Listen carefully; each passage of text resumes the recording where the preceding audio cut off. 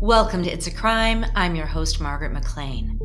What I'm about to reveal is really creepy, and this is based on new information from more than 550 pages of investigative reports on Bryan Kohberger and his murders of 4 innocent University of Idaho students, Kaylee Goncalves, Maddie Mogan, Xana Kernodle, and Ethan Chapin, in November of 2022. Based on my research and reading through this new information, I'm finding chilling psychological connections. In this episode, I'll be pulling back the mask on 3 predators separated by decades: Ted Bundy, Dennis Rader, the BTK killer, and Bryan Kohberger. So what do a smooth-talking law student, a church-going family man, and a criminology PhD candidate accused of slaughtering 4 students in Idaho have in common? A lot more than you'd think. Let's start with the mask. All 3 of these men were chameleons. They hid behind masks of normalcy. They blended in, and they hid in plain sight. They weaponized their normalcy. They weren't drifters or deranged loners hiding in dark alleyways. They walked among us. They knew how to mimic empathy, or at least enough to disarm suspicion. And that's called predation. Take Ted Bundy. He was charismatic and charming. He was a law student. Perhaps he was even an aspiring politician. He worked for the Republican Party and volunteered at a crisis hotline. And then there's Dennis Rader, BTK, which means bind, torture, and kill. He was a family man, a Boy Scout leader. Bryan Kohberger was a criminology PhD student at Washington State University. He presented himself as a serious student of crime. He emailed law enforcement about taking part in a study on criminal decision-making.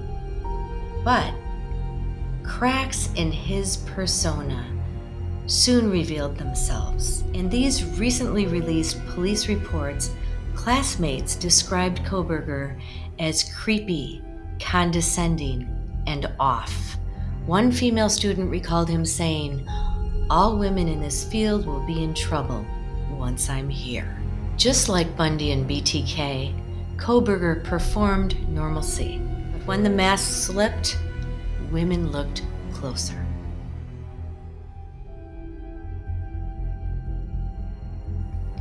So let's talk about control, fantasy, and obsession. Control was the cornerstone. Bundy lured women with fake injuries. BTK stalked and bound his victims with rope and tape. Kohberger circled the Idaho victim's home a dozen times before the killings.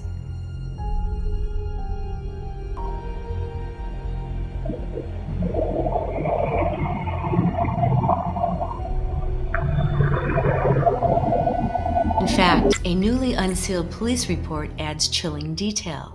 A surviving roommate said she opened her door and heard a male voice say, "It's okay, Kaylee, I'm here for you."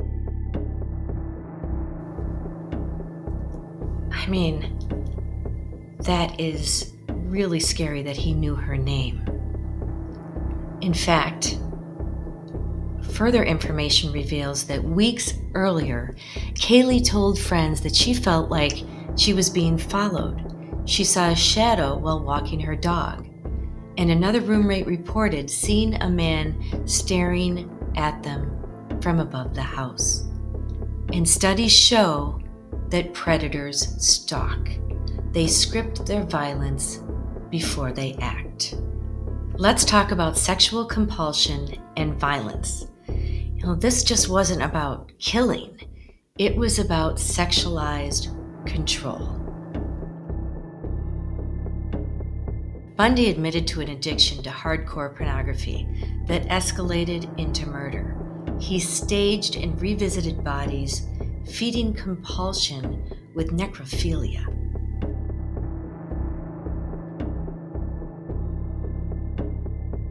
Those of us who have been so much influenced by violence in the media, in particular pornographic violence, are not some kinds of inherent monsters. We are your sons and we are your husbands. And we grew up in regular families. And pornography can reach out and snatch a kid out of any house today. He snatched me out of my home. It snatched me out of my home 20, 30 years ago. And as diligent as my parents were, and they were diligent in protecting their children, and as good a Christian home as we had, and we had a wonderful Christian home, there is no protection against the kinds of influences that are loose in a society that tolerates. You feel this really deeply, don't you? Ted, outside these walls right now, there are several hundred reporters that wanted to talk to you. Yeah. And you asked me to come here from California because you had something you wanted to say.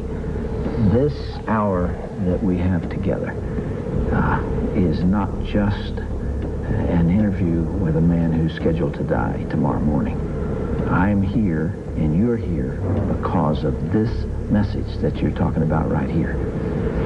You really feel that hardcore pornography and the doorway to it, softcore pornography, is doing untold damage to other people and causing other women to be abused and killed the way you did others. Listen, I'm no social scientist, and I haven't done a survey. I mean, I don't pretend that I know what John Q. Citizen thinks about this. But I've lived in prison for a long time.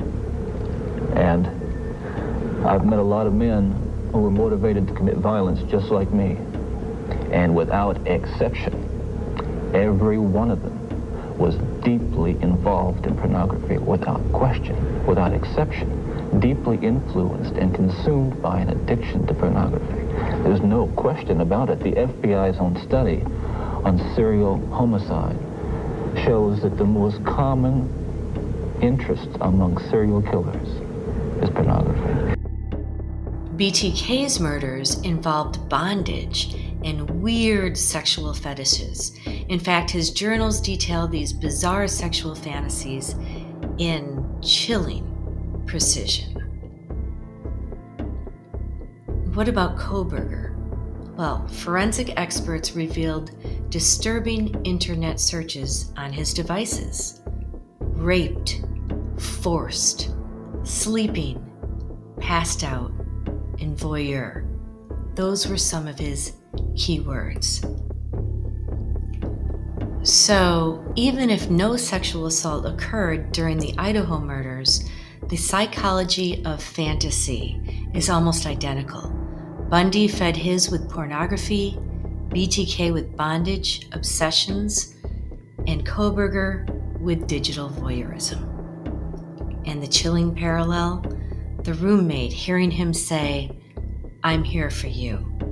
That sounds less like a burglar, more like a predator performing dominance. Let's discuss intelligence and narcissism. Each man thought he was smarter than everyone else. Bundy argued his own case in court. BTK taunted the police until his own floppy disk betrayed him. Kohberger tried to erase his digital footprint. He wore gloves shopping and turned off his phone while circling the crime scene, but he left behind his Achilles heel, DNA on a knife sheath beside a victim, and a shoe print with a diamond-shaped sole matching footwear seized from his apartment.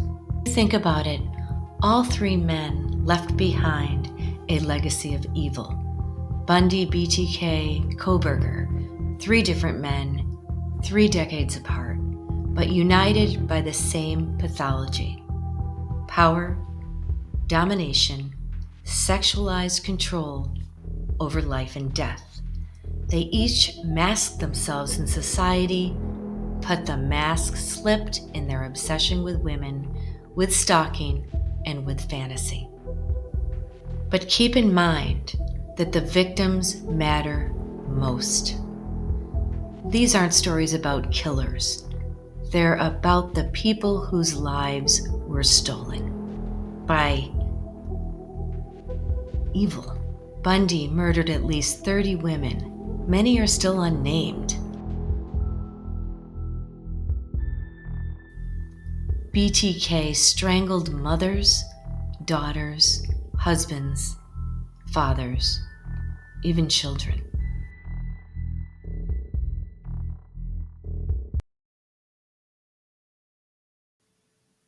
And Bryan Kohberger murdered Kaylee Goncalves, Madison Mogen, Zaina Kernodle, and Ethan Chapin.